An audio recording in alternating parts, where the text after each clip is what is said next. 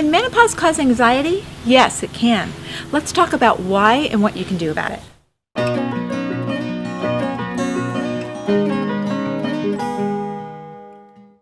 There's so many changes going on during menopause. Not only is the depletion of your sex hormones affecting your skin and the rest of your body, but it's affecting your moods, your brain chemistry. Anxiety is one of the moods that can be affected by the menopausal decline of hormones. Now, one woman's experience of stress and anxiety is not always the same for another woman. But when someone says they're anxious, it's usually a biochemical reaction that's affecting both their brain and their body. Anxiety stimulates a stress response that feels very much like a fight or flight reaction, where your adrenaline goes up and your heart starts racing, you feel a little panicky, like you got to get away from something, your cortisol will start to rise to fuel the fight or flight. It's the same stress response that you get with any other stressor, except there may not be an actual reason that you need to be anxious. It's just a feeling.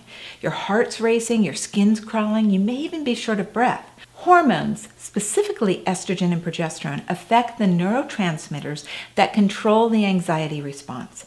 The adrenaline produced by your adrenal glands, which affect your body's response, stimulates something called noradrenaline, or norepinephrine, which is a stimulating neurotransmitter in the brain. When norepinephrine is elevated and stays high, you will experience mental anxiety. Your brain is racing, you can't concentrate, you can't focus. You ruminate on thoughts, meaning you go over and over and over again with the same thoughts, getting more and more anxious. We know that when estrogen levels fall in menopause, the effect on the stimulating neurotransmitters like noradrenaline can be quite prolonged, like you can't clear it. And so your anxiety tends to be worse. Anxiety may lead to irritability, even rage, and it can also lead to depression. The low levels of progesterone in menopause can also contribute to anxiety, and that's because progesterone helps your body make a very calming neurotransmitter called GABA. GABA is induced by your parasympathetic nervous system, the part of your nervous system that calms you down. Your sympathetic nervous system is the part of your nervous system that revs you up and gets you ready to take action or get away from danger. And the parasympathetic nervous system calms you down. But you cannot produce enough GABA if you don't have enough progesterone. So anxiety starts to become more noticeable in perimenopause. Way before you're actually menopausal and have that very last period, you will experience an increase in anxiety. And that's because you're making so much less progesterone, because you're not ovulating regularly, that you produce much less GABA. And so little things really make you anxious. You get stressed out a lot more easily. A lot of women will experience this as an increase in premenstrual syndrome, more anxiety during the week before your period, but it doesn't seem to stop once the period starts. In fact, the anxious feeling can continue while you're menstruating, and you spend more and more of the month in an anxious state, not handling stress very well, an underlying feeling of angst. And that's the effect of having a very low progesterone level in perimenopause, which is completely bottomed out by the time you're menopausal. So yes, menopause can cause anxiety. So what can you do about it?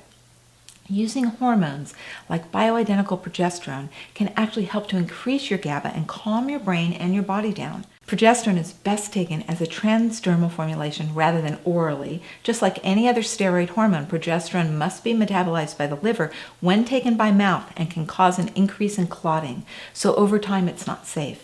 But transdermal progesterone bypasses the liver and is safe. Usually progesterone is taken twice a day. High doses of it can make you sleepy, but a low dose in the morning can actually help quell that menopausal anxiety. Low doses of estrogen as well, preferably bioidentical, can also help with anxiety, and it can help to increase the amount of serotonin that your brain makes. That can really help quell the noradrenaline effect in the brain.